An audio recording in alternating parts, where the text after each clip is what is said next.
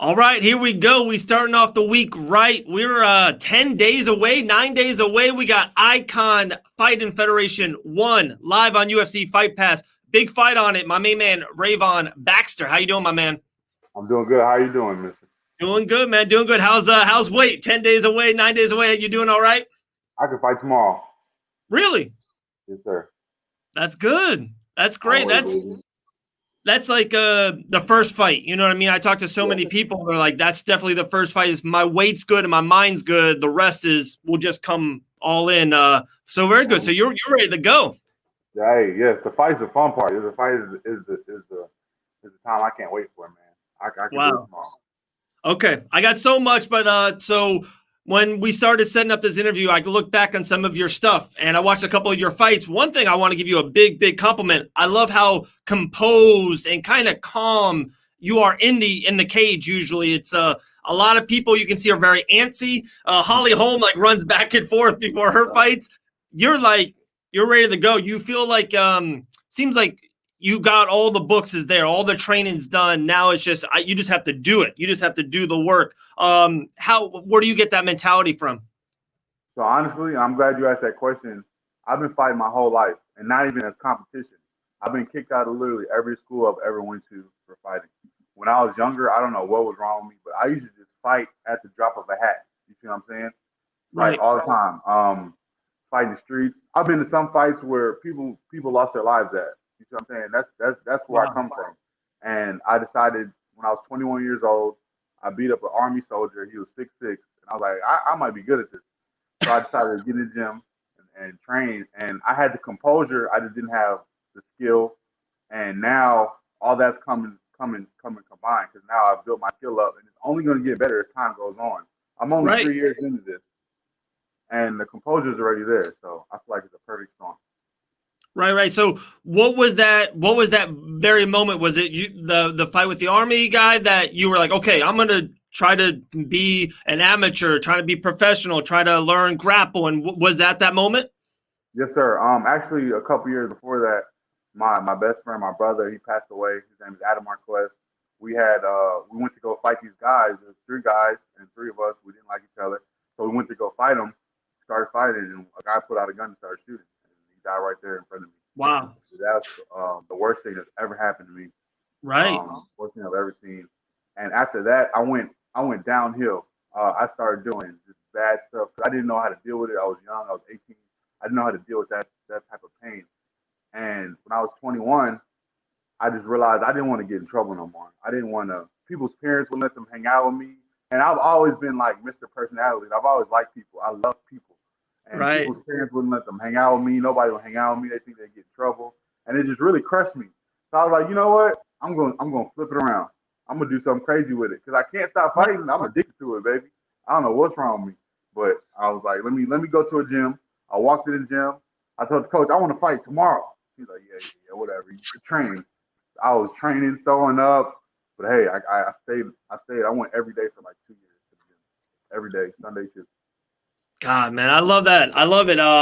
First of all, very sorry to hear that sad story, man. For real sorry to hear that. I love how you took a negative into a positive. You know what I mean? Like how you got into mixed martial arts, and we hear that all the time. Last couple UFCs, they talk about how much the discipline and the the skills, it really changes people, all the time. You know what I mean? So that's very happy to hear that you're, now you're riding right. You know what I mean? A big fight. Let's get into it, man. UFC Fight Pass. Like, this is huge. iKON 1. The card is absolutely stacked. You're on it. How did you get on the card? How do you feel to be on this card? Do you kind of feel the, the bigness of this moment, iKON 1? My man Alexander Shank hooked me up with this fight, man. He had a couple Fight Island fights, and he's with those promoters. So he actually tagged me, and I'm so grateful. Thank you. His name is I'm Better Than You 1000 on Instagram, which is funny as hell. But I'm so glad that everybody on this card is good. Every fight is good. This is going to be a great card, man. And the guy I'm fighting, oh my God, he's a beast. You know what I'm saying? He's a good guy. He gets me up in the morning. I just had a fight scheduled with a guy, and I knew I was going to beat him. I'm not cocky at all, but So I couldn't get up. I wasn't running as far enough or as fast enough. But this guy, he got me doing push-ups, sit-ups. Because if I don't, you know what I'm saying, I'm gonna be in Right. trouble. So he got Right. me working. He got me motivated. Yeah, no, it was a really good fight. You and Allen in 170, great fight. I'm happy you said something about the card. The card has like 5 main events. Like the Oh the, yeah, the first any card, fight. yeah, any fight can be it. There's even whispers around that 3 or even 4 fighters, if they win this fight, like this one fight on UFC Fight Pass, they're gonna get the call to the UFC. Like that's unheard of to have it like a card on the Fight Pass. Literally have 4 UFC fighters like in that moment. You know what I mean? We know you're 1-1. We know you're a little bit younger in it, but would you want to kind of make iKON your home? Get 2, 3, 4, 5 wins, and that's maybe all you need. Dana White Contender Series, or just straight into the big pros. You want to make iKON your home? Well, you're about to see 100%. I do, and that is a perfect situation scenario for me because iKON, so far they have been great to me. They have been one of the best promotions. I fought 25 times, and these guys are one of the best promotions I've ever worked with. Their contact is easy, very understanding, and they're straightforward. They tell you straight up. They don't try to. Right. I don't feel no sneakiness. And they pay good. So. So I would definitely like to make iKON my home, but I want to make an impression. You know what I'm saying? I want them to want me just as much as I want to work with them. Right. So and it's they have the connections and all that, so everything's there, man. I just thank God. Yeah. No.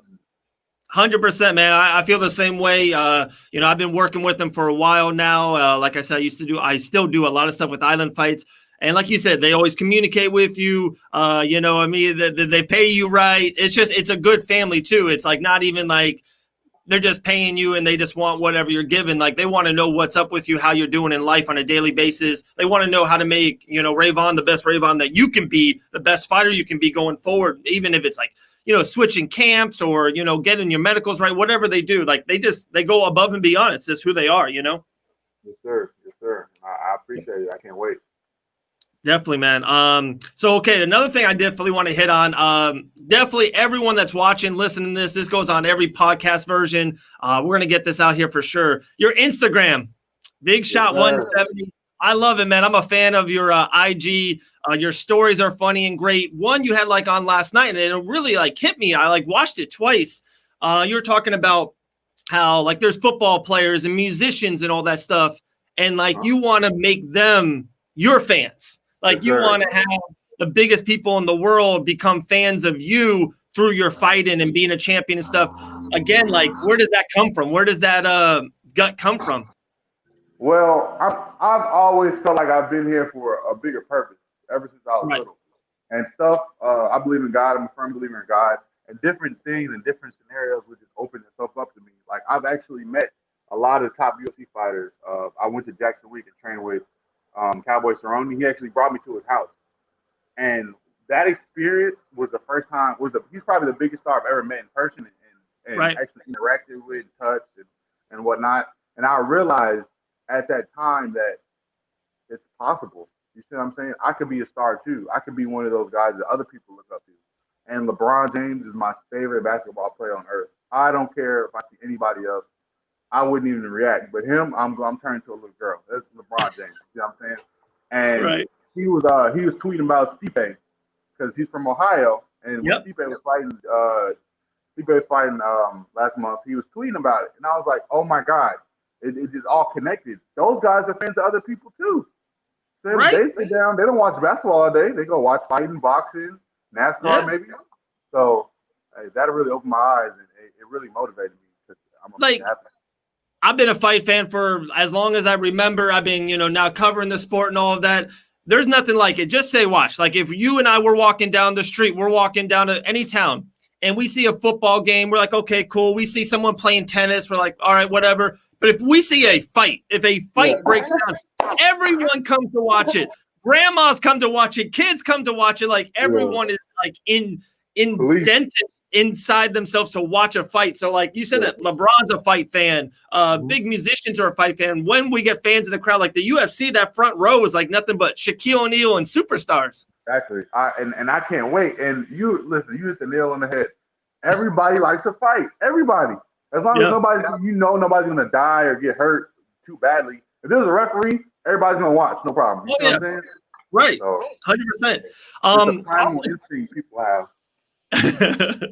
Also, so on iKON Fighting Federation on their Instagram account, like they put up all the fight pictures. They actually put up a video of me. I was talking to AJ Cunningham. That kid's a savage too. He's on the card. All the fight announcements, likes, and they get comments, all that stuff. But for some reason, for you, Big Shot 20, Big Shot 20, Big Shot 20, Big Shot 20. The fans are out there for you, man. How do you have that backing, and how does it make you feel to have all that great backing for you? Listen, everybody in Tennessee knows who I am. Everybody in Tennessee. And they knew who I was for the wrong reasons. When I was growing up, I was a troublemaker. I was getting in it, but it was kind of popular. So everybody knew who I was. The teachers, I'm talking about everybody, the police, the district attorneys, the judges, everybody, the army people, everybody in Tennessee knows who I am. So when I flipped it and decided to do something good, and the fighting is not my first dip in athletics. I went to state for track. I played basketball, football, but all those things I got in trouble for. I got kicked out for fighting, literally. And so when I graduated high school, I was just messing around. I was Mr. Popular, running around, getting in trouble. And then I turned my life around, and everybody just respected it because it's never too late. You see what I'm saying? It's never too late to do that. Everybody was like, he turned a negative into such a positive. Because now I teach kids classes free in my gym, not a charge. I have a 2-year-old son that I'm with every day, and that's all I'm with every day. I'm a firm believer in God, and I preach that, and I'm just good to people, and people see me do good out. Like I don't just post everything I do. I go help people move. How hard is it to, hey, I need help moving. You call me, I'm coming. You know what I'm saying? I just help the world. I feel like I put so much negative. Now it's time to put my positive in there. Everybody, the whole Tennessee has been so supportive. I just moved to Dayton, Ohio. My wife's in the Air Force. Dayton has been supportive so far. So that Big Shot 2020 is going to get bigger and bigger until the whole world will say it. Love it. So funny you mentioned that about the over the weekend. So past weekend, Bare Knuckle FC was in Daytona Beach. That's my hometown. It's where I live. So Dean Toole, the matchmaker for iKON, he was in Vegas for most of the week. He was doing some things, getting some stuff lined up. And then he was maybe going to come to Bare Knuckle in Daytona. And that's where I live, right? So, he kind of stuff came up and he didn't come out. But he called me that morning and he goes, dude, I just flew in. I just landed at the Daytona Beach airport. And he goes, I'm here. I'm like, oh, so I'm talking to him. I'm like, okay, you want me to drop everything I'm doing? I'm coming to pick you up. And he goes, damn, man. He goes, I was just joking with you, but I wanted to hear what you said. You were really going to pick me up. I'm like, of course, man, I got you. And he's like, okay, you're one of the real ones. So that's so funny. I can tell, man. Appreciate it, man. Not everyone will do that. Not everyone will help someone move. No one wants to help that. No one wants to drop what they're doing and pick someone up at the airport, but that's the real people will. You know what I mean? So you mentioned LeBron. They're going to do it this year? They're going to do it 100%. Listen, the bubble was made just so LeBron get that ring. Because honestly, when the coronavirus hit and all the sports stopped, I didn't care about me fighting, nothing else. I was like, damn, LeBron's really not going to get a ring this year. But it made it happen, man. So it's going to happen. I'm telling you. I bet. Right. Any takers, hit me up. Big Shot 170. You can bet money on it. I like them too, and they got great momentum right now. They got good mojo. The Clippers are banging around. No one in the East. It's funny. I'm in a weird way. I am rooting for Miami to get by somehow. So it would be LeBron versus Miami. That's just that writes itself. I like that a lot. 2 welterweight fights I do want to talk to you about. You're a welterweight. I would love your take on it. One is this weekend, Covington and Woodley. Woodley was the beast, the man, just that savage, literally in the ring years ago. He's had a little bit, he made so much money. He got, got into the rap game a little bit. He felt like he fell off. Feels like this camp and everything I hear, I'm a good guy. I'm good with Dean Thomas. Dean says Woodley is ready to go. Woodley, he's back. He's ready to roll. But Covington is, he does what he does. He's aggressive. He's always in your face. What do you think of Woodley and Covington? So I think Prime Woodley beats Covington 10 times out of 10 because he has the wrestling, he has the stamina, and the difference is the power. He can knock. I don't think Covington. He's not a knockout artist. He's not going to knock out Woodley. But Woodley will knock Covington's face off. Yeah. So I feel like if he gets that hunger, and they generally don't like each other, so I feel like it's not gonna be no chill back. They're gonna want to hurt each other. So Right. I got Woodley all day. Me too. Like for some reason, Covington's a huge favorite, bet in favor. We like to bet on fights too. We have a podcast that throws out bets. I think I'm going with the underdog Woodley. For some reason, I think he's going to get the job done. Last fight I want to talk to you about: Usman and Burns. Usman is right now the man. He took care of Woodley. He's took care of Masvidal. Masvidal is my guy. But Burns is on a fire too. Who do you see winning out of Usman and Burns? So the thing about my Instagram and the connections I've made, I've literally just watched a video of Usman and Burns sparring. Have you seen a video of them sparring? Like 3-4 years ago? It's a couple years ago. It's not recent, but it's not too long ago. I'll send it to you when this interview's done. Okay, got you. Man, I think that's gonna be a nail biter. They're about even. They're going at it, and they're both great wrestlers. They train at the same gym. They have the same instructions. I can't tell it. Who you got? I can't call it. I got Usman. You got Usman? Yeah, I got Usman. Something about him being the champion already. He doesn't want to give that belt up. I think he's a little bit more of a grinder. I think Burns maybe even has more power, and then Burns is a little bit more dangerous on the ground submission-wise. But to me, like kind of what he did with Masvidal, really, like he can control people against the cage. It's not the most fun fight to watch, but Usman gets the job done. He keeps doing it. Like it's so funny. Like people like a Khabib and Gaethje's coming up, and a lot of people have Gaethje and stuff. I'm starting to become that guy. Like, give me Usman's and Khabib Nurmagomedov. Give me guys that are undefeated. Why does everyone pick against John Jones? The man's never lost. Like I'm going to go with these guys that never lose. Like I don't get it. I'm glad you said that it's maybe not the fight the fans want to see, because there's going to be people for that. You know, there's going to be people for the undefeated fighters like Khabib, and the general public look at that and like, oh, it's boring. But us as martial artists and people in the fight world, we understand the technique and how hard it is to ragdoll somebody for 5 minutes and make not to get a punch off. The exciting fighters, listen, we got somebody for that, man. It's gonna be me. You know what I'm saying? I fight for the fans. I go in there. You want to get a knockout? Hey, I'm gonna be the guy. I'm gonna be the guy for you. But I think you're right, man. Usman is a grinder. He has that experience, and I think the experience is gonna push him over the top. I do too. I really do. He's got championship pedigree for sure. Last thing, man, we'll let you go. We know you're getting busy. It's can't believe it, man. 10 days away. We're so pumped. We're heading to Biloxi probably beginning of next week, so we'll definitely see you out there. We'll do something, hopefully a good weight cut for you. Stay healthy these next 10 days. What can you tell the people, man? UFC Fight Pass, all the fans watching, all the people like me live in Biloxi. Tell the people, talk to them. Platform's yours, my man. Listen, y'all, people watching, they're gonna pay for a ticket to see violence. You see what I'm saying? Absolute violence. And that's what I bring. I fear no man on earth. I've been working so hard, so stamina won't be an issue. We're going to go in there, and only one man is going to be able to walk out on his own 2 feet, man. And that's my word to you guys. Love it, man. Guys, we're talking with Ravon Baxter, 170, 1-1, but big things on the horizon. This is definitely a sneaky, great fight on the card. The whole card is absolutely stacked. iKON 924 live on UFC Fight Pass. Man, appreciate you. We'll talk soon, all right? Thank you. Have a good day, man.